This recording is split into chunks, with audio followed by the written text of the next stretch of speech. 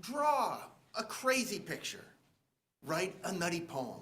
Sing a mumble-grumble song. Whistle through your comb. Do a loony-goony dance across the kitchen floor. Put something silly in the world that ain't been there before.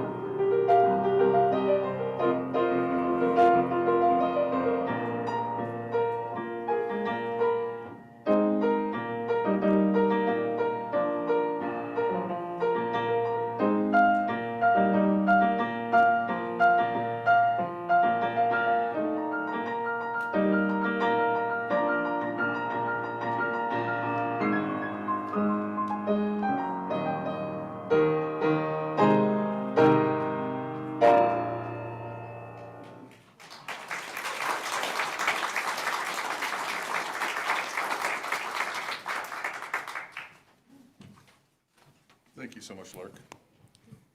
Our Old English ancestors had a word, wilkuma, which means, or meant to them, a wished-for guest. So with that, I say, welcome. What you bring, who you are, enriches us all. We say welcome to your joy, your hope, your pride. We say welcome to your grief, your fear, and your anger, and the parts of you that are not yet ready to be seen and heard. Welcome to them as well, and welcome to them all. We are a people of faith, faith in our expansive welcome, faith in our ability to grow, faith in the precious gifts of our truths. Faith in the promise of trying, learning, and changing. Faith in our capacity to know ourselves and each other ever deeply. Welcome to you who are gay, straight, bi, pan, lesbian, queer, questioning, unable to be contained in any word. Welcome to you who are trans, cis, genderqueer, non-binary, intersex, agender, and beyond words. Welcome to you who are human. Welcome to you who love and are loved. Good morning, my name is Tom Ellinger, and I'm a member of the Board of Trustees here at MVUF. It's wonderful to be with you this morning at this service led by Reverend Rora. It's cold out. My tongue isn't quite thawed yet. And our ministerial intern, Chad Snyder. Lark, as you have already heard, is offering lovely music for us today. Liv, Mimi, and Alexander are our song leaders. Richard Duffin is back maintaining us on tech, and the red team is hospitality. Nice red on a cold morning. If you are visiting for the first time this morning or are early in your journey with us, we invite you to fill out our visitor form and take home a green visitor folder, which includes our December newsletter. It's full of all the events and programs happening this month. Folks on Zoom or YouTube can find the visitor form in the chat or in the comments. We'd also like to let new folks know that we will be hosting our starting point gathering for newcomers after the service next Sunday. This is a great get-to-know-you space for folks new to the community. So that's after the service next Sunday. Once again, welcome to MVUF, our welcome guests, and may your time together today be a blessing to us all.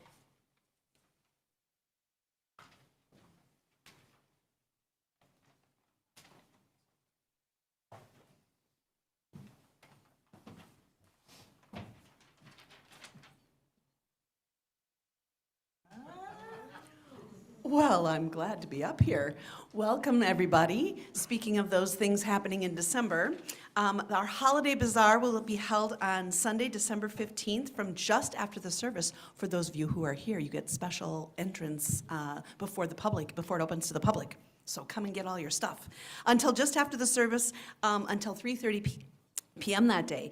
Today, you can sign up during coffee hour downstairs to volunteer to either help the day before, December 14th on Saturday, or the day of on December 15th. If you'd like, we would like, you can also sign up to donate homemade baked goods or homemade crafts that we will sell, that we can sell during the bazaar. If you do homemade baked goods, the drop-off for that is Saturday, the 14th from 11 to 1, and more information will come to you about that. In addition to selling homemade goods that are donated, we will have several vendors downstairs renting tables who will be selling lots of cool items from jewelry to scarves, artwork, and there's a book sale going on as well. So, thanks to those who've already signed up to donate the baked goods for December 15th. If you still want to sign up, as she said, do after the service today. And be sure to come to the bazaar. We hope to sell out of the baked goods like we almost did last year. So, in honor of our combined efforts, I know we don't have a lot of time. We got to wrap this up. I'd like to share a spoken word poem with you. This poem is called Ode to a Cookie. Oh, sweet creation, golden, round and golden, crumbly marvel, in you I'm beholden. Oh, sweet cookie, humble in your form, in your embrace, I find my norm. A comfort in chaos, a calm in the night, in your sweetness, chocolate, chippery delight. To the bakers, the dreamers, those who create, in your hands is destiny's weight. So here's to you, a cookie divine, a love note in dough, a symphony sweet, in your embrace, life's rhythm we meet. Okay. Sign up downstairs. Thanks for that, Kathleen. And stop by to sample a cookie.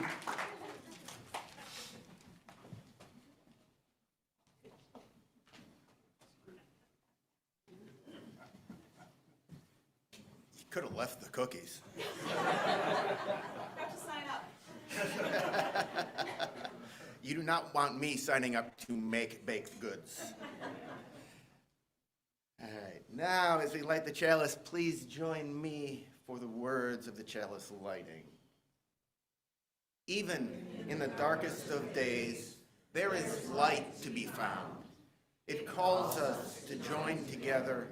It illuminates the path of love. In this place of friendship and light, there is joy in our gathering. Let the light we kindle go before us, inviting the good day to come. And now, please join us in singing with the help of our song leaders. Number 21 in the gray hymnals, the words will also be right here in front of you, For the Beauty of the Earth.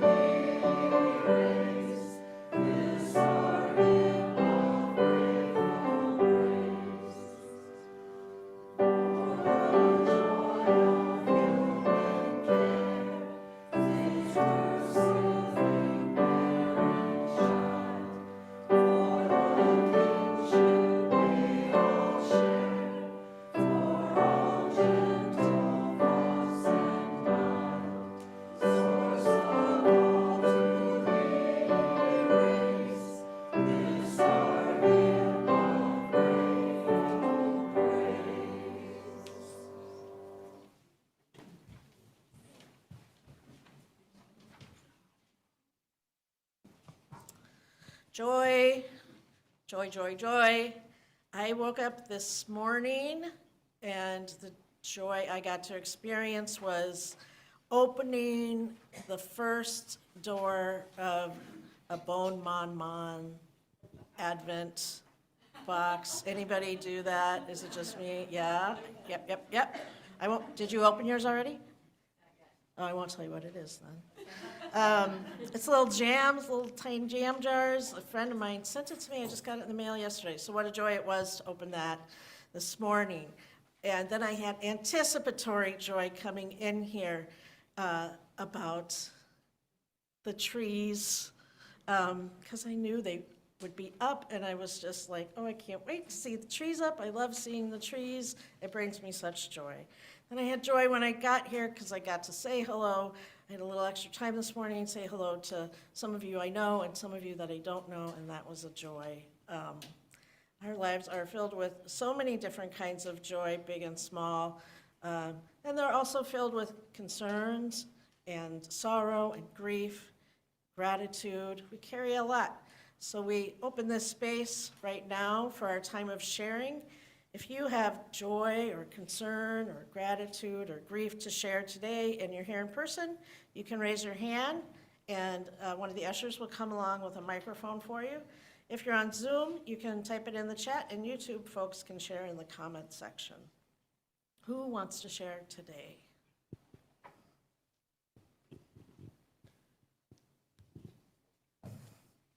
Hi, my name is Yamini. So it's a combination of concern and a strength.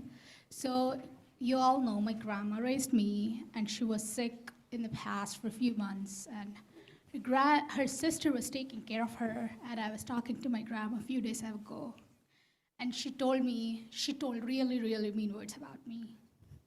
And her sister said, nobody can bear with me.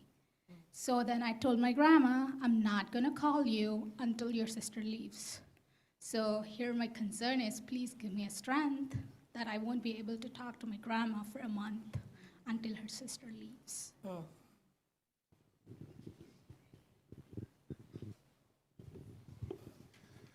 Tom Ellinger. I have a joy. Last evening, my son, Peter, who has gotten his PhD and is now a clinical psychologist, all sorts of things, I was proud of him because he played drums in a band in Palmer's Bar. Yeah. Over on the West Bank. It was with a band, 4 other people, and the band is called Boobless. And it was just delightful. It was a wonderful time, and it's wonderful to have things like that to be happy about your kids.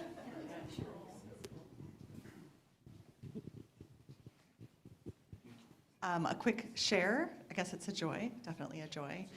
Next weekend, both Saturday and Sunday at 4 o'clock, Vocal Essence has their annual Christmas concert. I sing with Vocal Essence, so you can come and hear me sing.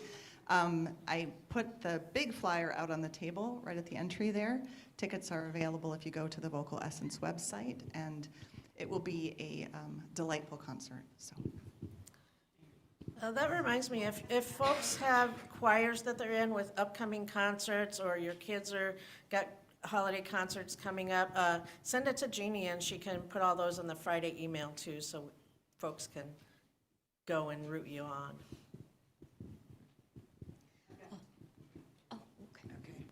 Okay. My joy is that I am here today, and it just feels so good to be here. And it slipped me into a little sorrow that some people have seen Marge here, McGirt, and she's not anywhere to be found, and I'm concerned about her, so I think I'm gonna leave and see if I can call her, but I'll need a ride. I texted her and I haven't heard back.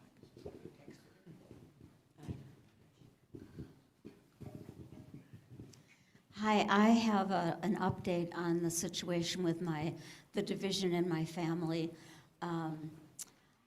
It's kind of amazing because my son, who decided he didn't want anything to do with the family, had his brothers over for Scrapple on Thanksgiving morning. I have yet to hear from him. He's still not ready to talk to me, but it's movement. So, yeah.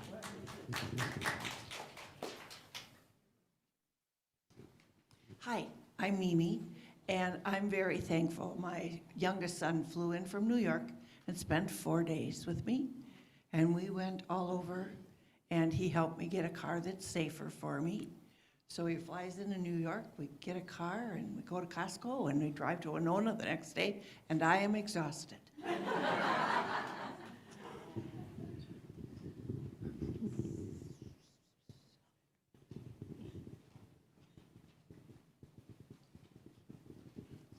Hi, good morning. My name is Cindy. I'm a newcomer here, but I attend Unitarian Universalist Church of Arlington, Virginia.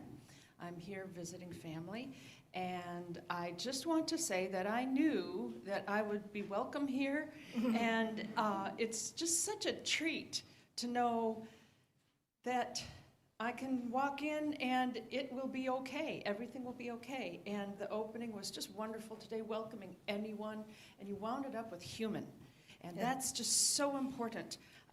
It's very diverse where I'm from, and I just love that part of where I live, but also the church is also very diverse, as you are here. So thank you very much. Thank you. It's a pleasure being here. Hi, my name's Eric. First time here. I am extremely joyful and just grateful to be celebrating 50 days of sobriety today.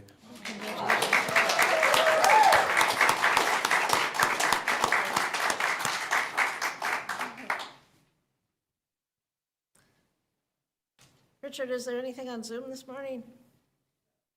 Yep.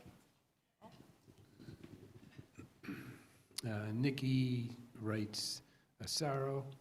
I received a message that one of my old congregants, Jean, died of cancer last night, leaving her 20-something daughter, Maria, an orphan. Please send much light and love to Maria.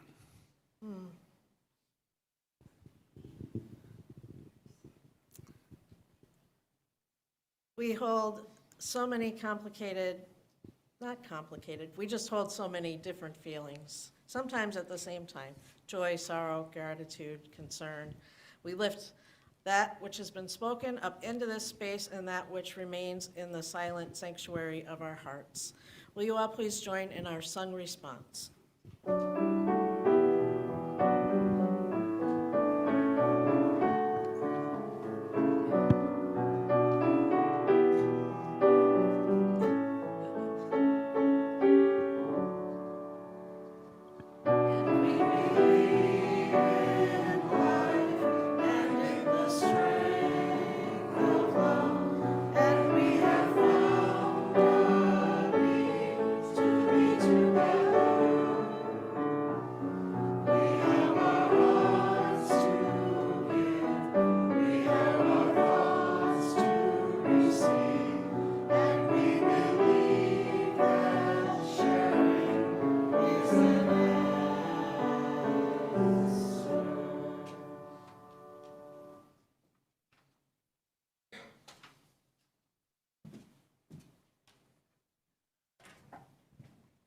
Do we have any kids or kid-like adults who would like to come forward?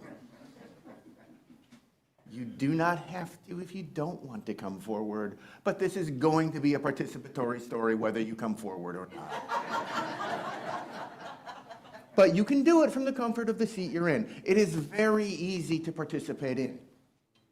I will give you the cues. You will, I hope, pick up on which cue you should follow when. I will point. Your first line will be quack, quack, quack. Say it with me. Quack, quack, quack. Very good, very good. You're naturals. Next year, you can be in the play. Your second line is, what's up, Doc? What's up, Doc? Excellent. You are all prepared. Uh-oh, there we go. So I have a story for us this morning. It is an old story from the people who lived in these lands before the Europeans came over. It seems to have been passed around, and there are different versions of this story. But every single version of this story begins with a lizard.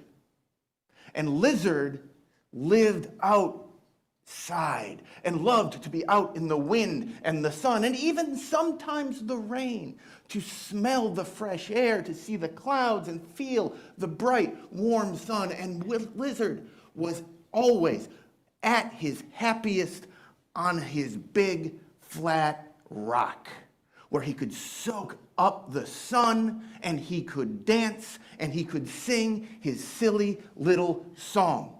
Zoli, zoli, zoli, zoli, zoli, zoli, rock is my home, rock is my home. Zoli, zoli, zoli, zoli, zoli, zoli, rock is my home, rock is my home. So one day, as Lizard was out, singing on his rock, his little lizard lungs at the top of their pitch, along was walking a bear. Now, Bear was outside, and outside was fine, but Bear was kind of sad, kind of in a mood. You know how it is. The sun was a little too bright. The wind was a little too fresh.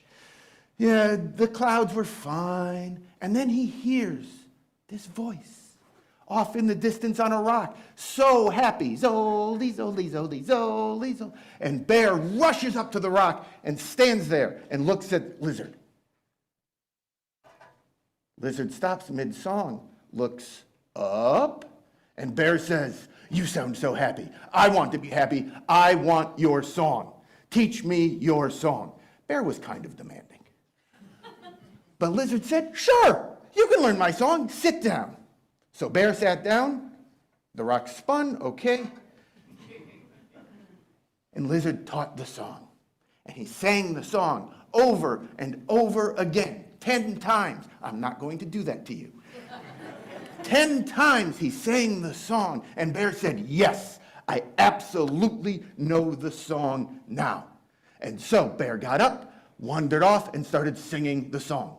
Zoli, zoli, zoli, zoli, zoli, zoli, rock is my home, rock is my home. And he was singing and happy, he thought, and he didn't even know where he was going until he splashed into a pond and upset a bunch of ducks. We did not have a duck come to the casting call. Opus appreciates the work. And the ducks flew right past Bear and flew away. Sorry, Opus. And Bear watched and splashed through the pond and said, "Oh, I forgot the song. Oh, zup, no, that's not it. Zip, no. The lizard's gonna have to teach me again." So trudges all the way back to the rock, climbs up on the rock, says to Lizard, "I forgot the song, you have to teach me the song." And Lizard says, "Well, all right, sure." 12 times this time. Zoli, zoli, zoli, rock is my home, the whole thing. 12 times, Bear says, "Yes, absolutely, I have it, I know it this time. I am gonna go sing the song. Zoli, zoli, zoli, zoli, zoli, zoli, rock is my home, rock." And he steps around a tree, and all of a sudden, a rabbit pops out. "What's up, Doc?" And Bear chases the rabbit. Run, run, run, run, run, run, run, run, run, run, run, run, run, run. And the rabbit is clever and fast and gets away. "See you, Bugs." And Bear stops and says, "Well, that was fun. But now I'll sing." Oh, no. Lizard trudges back up, gets up on the rock, but this time, Lizard is asleep. And Bear says, "But Lizard, I need to learn the..." And he pokes. But lizards, I don't know if you know this, after they teach a bear a song 22 times, are very tired and they are hard to wake up. And Bear can't get Lizard to wake up. And so Bear thinks, well, what am I going to do? I need to learn the song to be happy. And Bear has an idea. He throws Lizard in a bag, carries Lizard back to his home, ba-dum, ba-dum, ba-dum, ba-dum, and waits, and waits. And while Bear is waiting, oops, sorry, on Zoom, Lizard wakes up in the dark, in this bag, and smells, and it's all dark, and pokes out, and it smells like dirt, and feels sad and starts to quietly sing, "Zoli, zoli, zoli, zoli, zoli, zoli, where is my home?" And Bear says, "Oh, you're awake, cool, great, I need to learn the song." And Lizard said, "Where are we? Is that dirt? It's so dark. And is that a pile of old leaves over there?" "Yeah, isn't it great? This is my den. It's shaded and kind of dark. The leaves, that's where I sleep. It's really comfortable. Can you teach me the song?" And then Lizard realizes something and says, "Bear, I know why you can't learn the song. You're learning my song. Rock isn't your home. Rock isn't where you're happy. You like dirt and leaves and dark, not solid rock and heat and sun. Let me teach you the song you need to know. Zoli, zoli, zoli, zoli, zoli, zoli, rock is my home. Where is your home?" And Bear smiles a great big bear grin, which frankly is a little frightening, and says, Den is my home, Den is my home.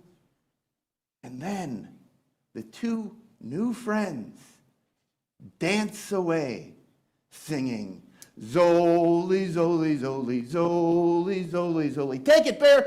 Den is my home, rock is my home. And so Bear learned that day that he has to look for happiness in the places he finds it, joy around him. And so all of you, I told you this was participatory, think for yourselves. You don't have, shout them out, why not? Where is your joy? For me, it's with my dog, or with a guitar in my hand, or watching a really dumb superhero movie. Where is yours? Shout them out. Song, libraries.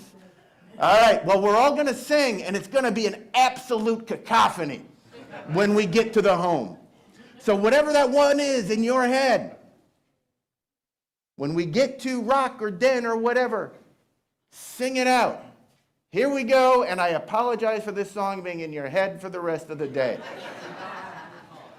Zoli, Zoli, Zoli, Zoli, Zoli, Zoli. My home is my home. Congratulations.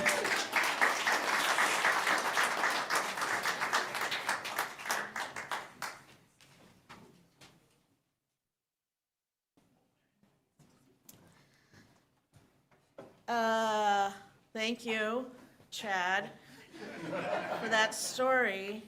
Here comes McGirt, speaking of joy.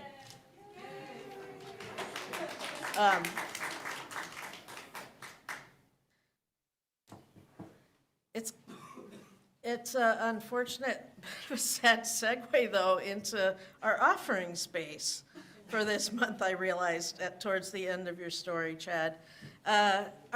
So every month, we have a new Sunday sharing partner, and so we have a new Sunday sharing partner since it's December 1st. And our sharing partner for December is Oasis for Homeless Youth.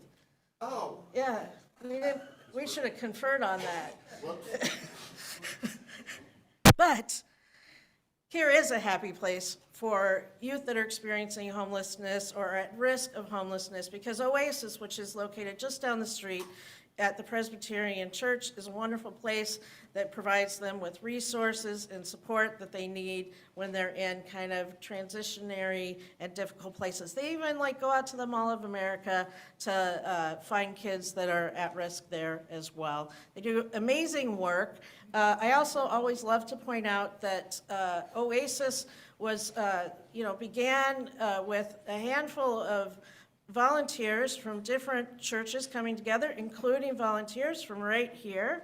And that sometimes when we engage these small projects, they're little small projects and they maybe remain that way. And sometimes they become much bigger things that get handed off and have, directors and people that run them. Oasis here in town and Veep being prime examples of that happening.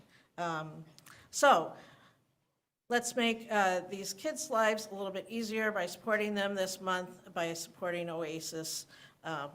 Will the usherings please come forward to take the offering?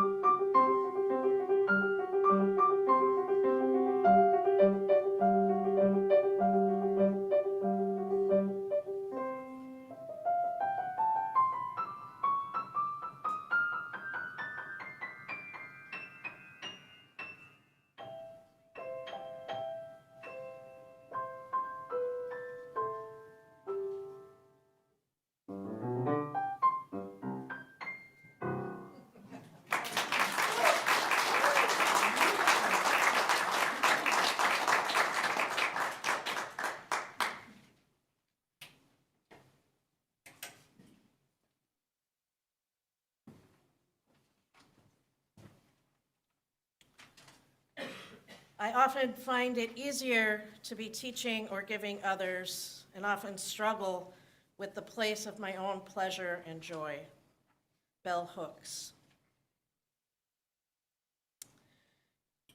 It's no surprise that the concept of embracing joy feels like a second thought to us. Our days are filled with tasks that we need to do. Our hearts and minds are also consumed not only with our to-do list, but besieged with worry, anxiety, and depression at our witnessing of the world's anguish and suffering. And then there's the absolute shit show that's our current political landscape.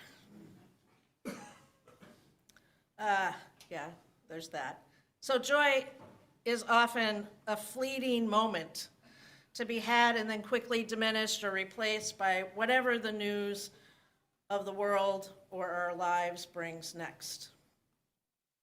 And the last few years have been especially challenging for nearly everyone. The relentless crises, both global and personal, have left few of us untouched. The pandemic, ongoing wars, climate change, deep division, and their cascading effects that continue to unfold, keeping us in a state of collective and individual stress. We've all suffered the loss of the way things were and the way that we thought they ought to be. We all have no doubt struggled with our spiritual and mental health. In times like these, the ideas of pursuing joy can seem out of place compared to the pressing demands of survival and forming a response to the deep needs of the world around us. Yet, y'all look really sad. It's going to get better, I promise. Yet, for my own well-being, I've come to realize that a life devoid of joy is unbearably bleak.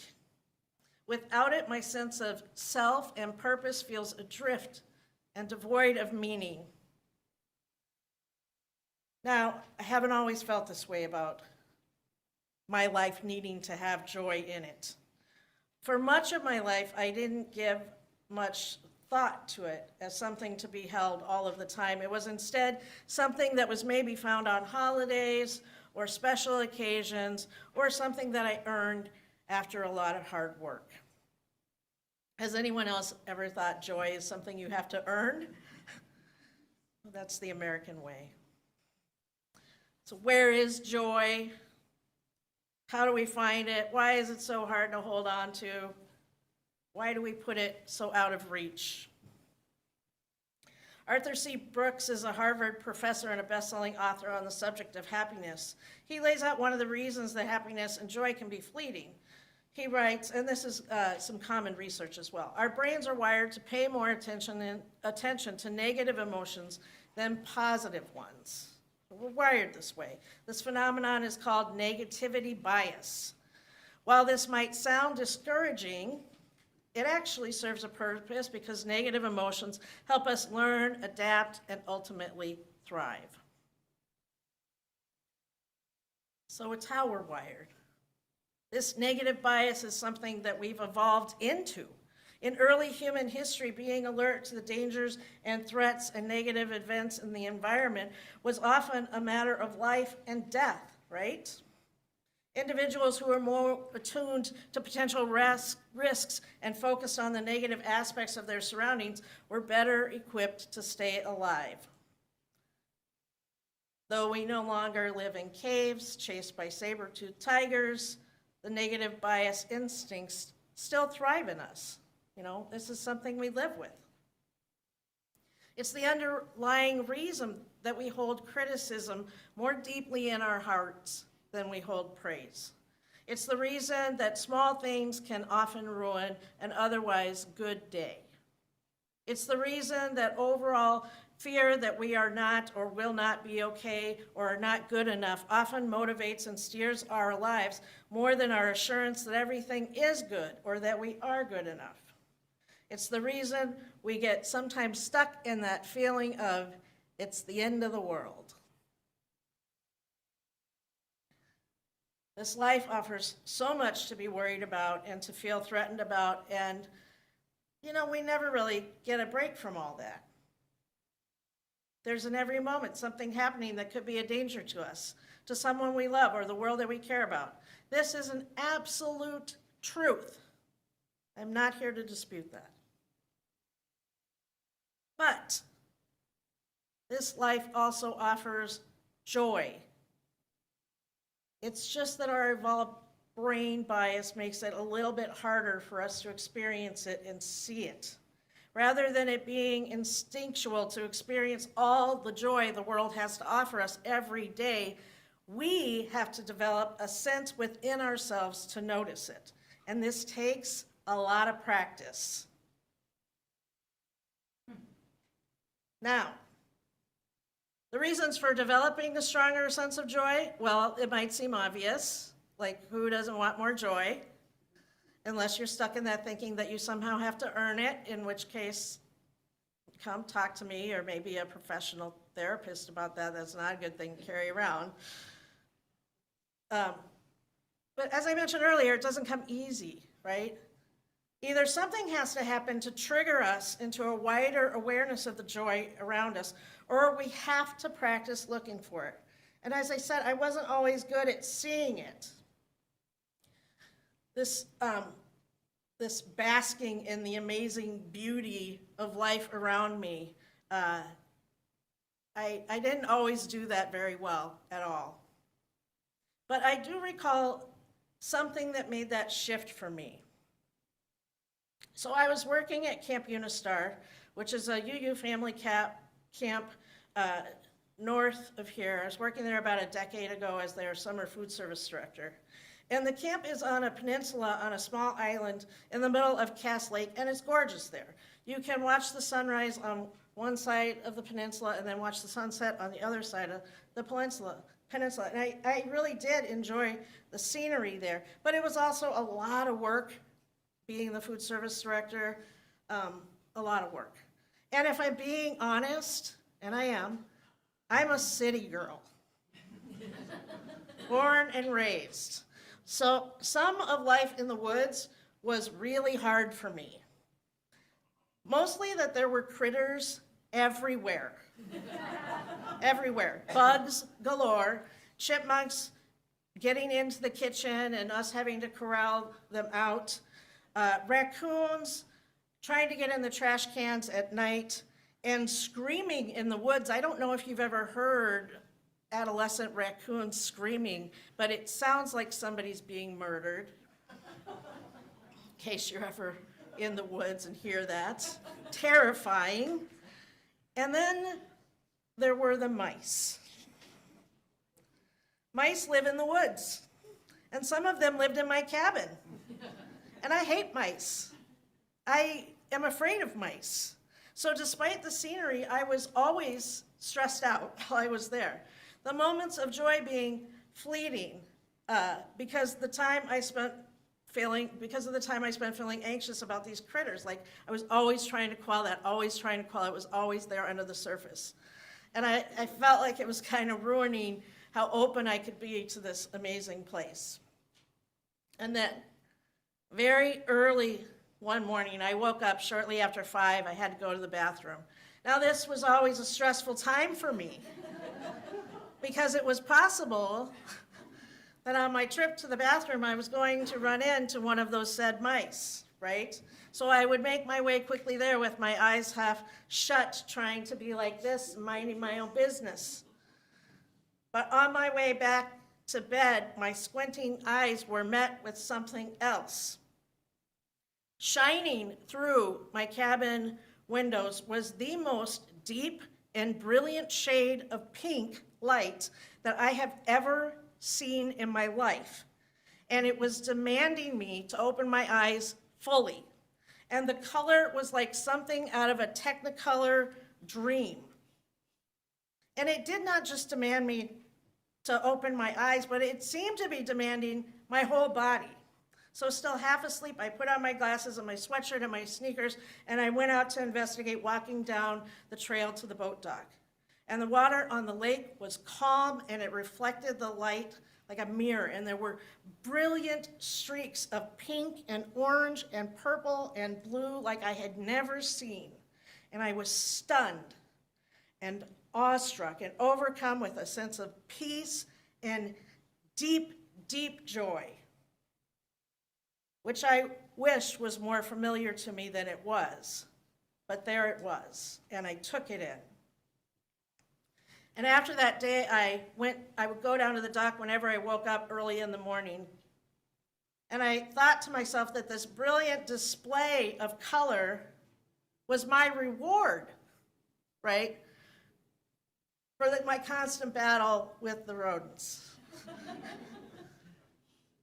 That battle had cost me a lot of any sense of ease on the island, right? That was supposed to be a peaceful experience on the island. It cost me so much. When I went home at the end of summer, I was emotionally exhausted from trying to keep my fear and discomfort at bay, and I think I slept for like 3.5 days straight. And I soon settled back into life back home, started a new job as a chaplain resident at United Hospital. One day I was headed out the door to catch my bus to go downtown, and I was stopped dead in my tracks the second I opened the door. Because there, ripping through the trees, dancing on the rooftops, amid the city noise, was the same brilliant light. All those pinks and blues and oranges, purple, it was all right there, just as vivid as it had been on the island. I stood once again, and this sense of awe and deep joy came over me, and I was like, how have I never noticed this before? I mean, sure, I would see a pretty sunrise or sunset in the city, and maybe I would even say it was pretty as a point of observation. Well, that's a pretty sunset.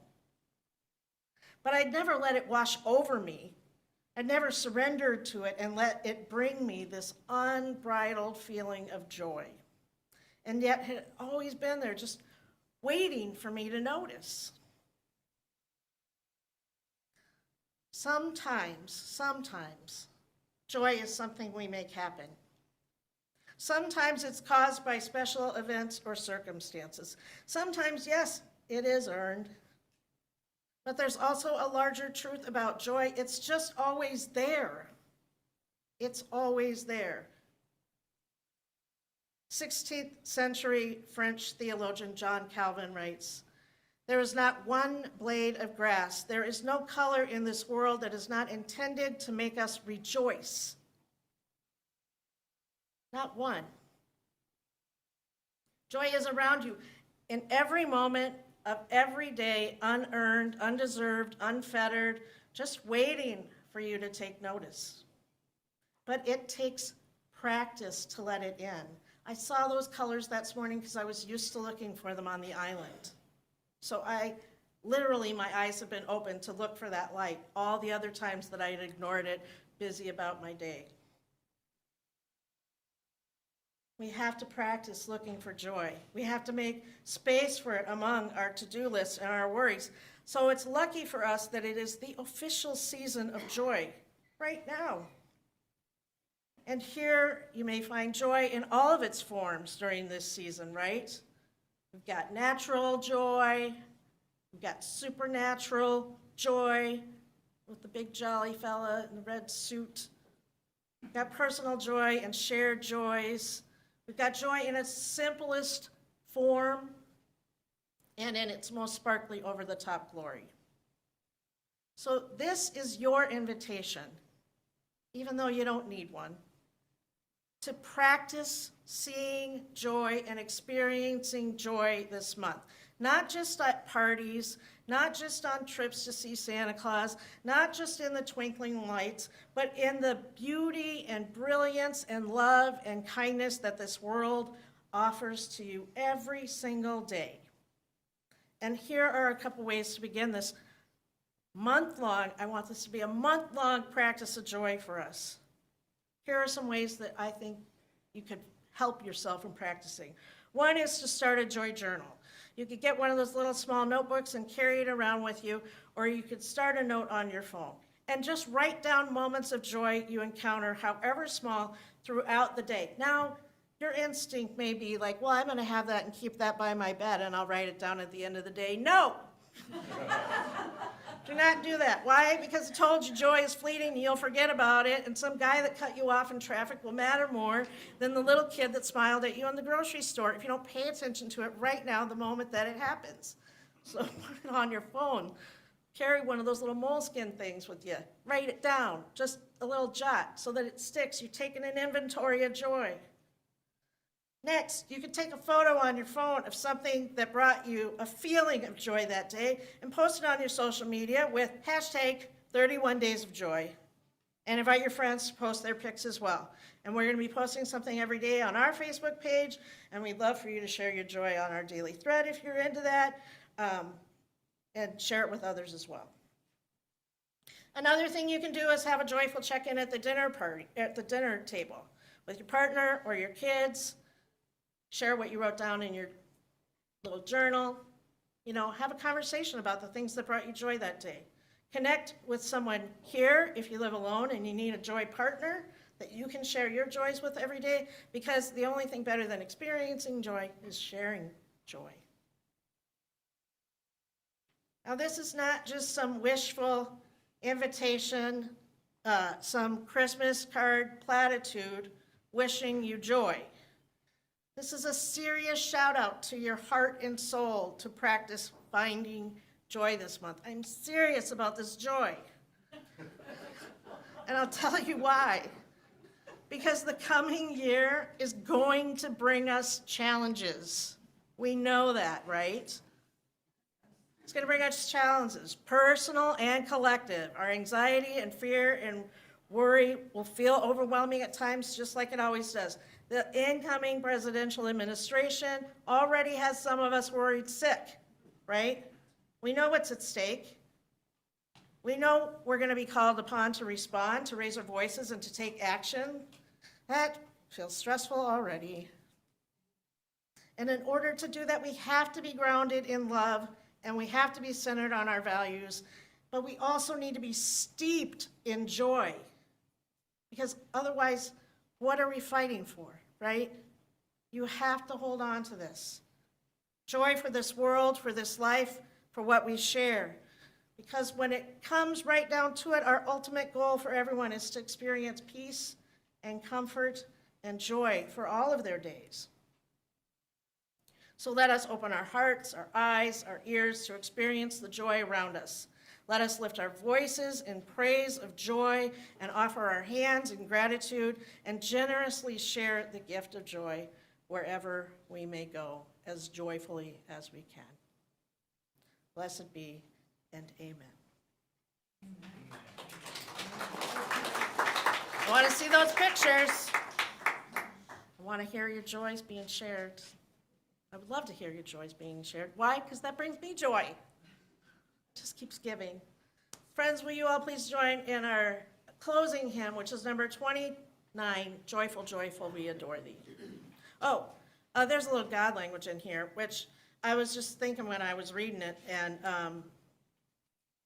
I think it says, what is that first, what does it say? Joyful, joyful, we adore thee, God of glory, God of glory, source. If that works for you, if you need because sometimes you use, you're not singing as joyfully as you could because you're too busy looking ahead to see if you agree with the words or not. So I'm just getting a step ahead of you. So just put source in there where it says God. That works fine in this one. So, or sing God, whatever works for you, but just sing joyfully. Thank you.